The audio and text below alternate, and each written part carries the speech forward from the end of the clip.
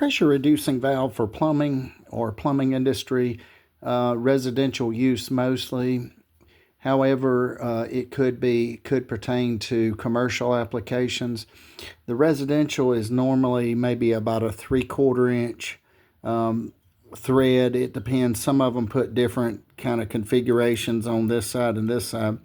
The topic of the conversation is, does it matter which way the water flows when installing a pressure reducing valve?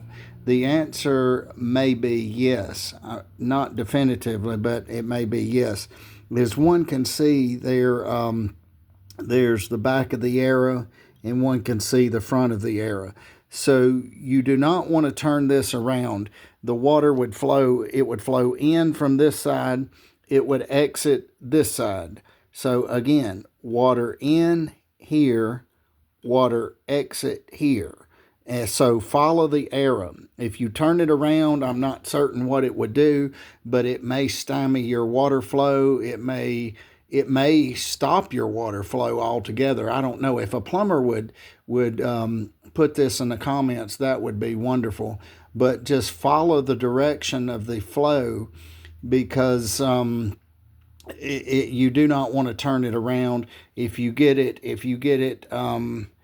turned in the other direction, it may not work properly.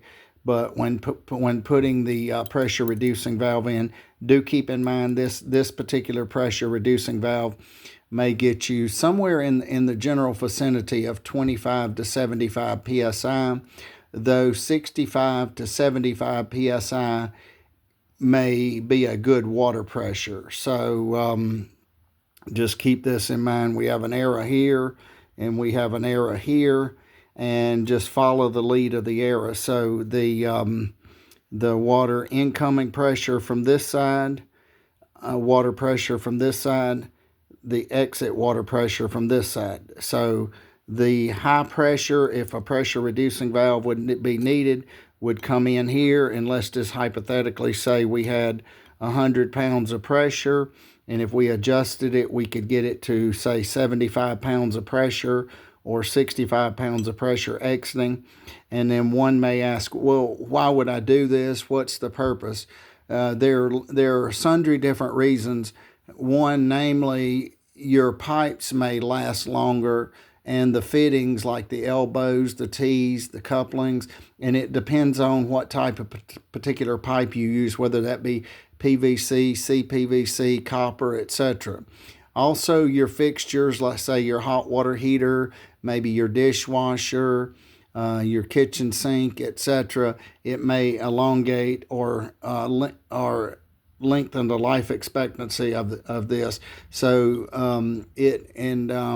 and also, if your pipes burst behind the wall, and especially on a 2-story house, if they're CPVC or PVC, if they burst behind the wall, it could create a mess, especially if you were out of town. So it could foul up the drywall. It could do a number of different things. It could get into the floor, the carpet, etc. So just follow my opinion is follow the arrow in the direction. And if you need a pressure reducing valve, if the pressure is too high, it may not be a bad idea. Even if you have to call a plumber and pay a plumber, say $350 or whatever they may charge, plus the cost of the pressure reducing valve. And also you may hear the term PRV valve. That may be an acronym for pressure reducing valve. So follow the arrow. Thank you.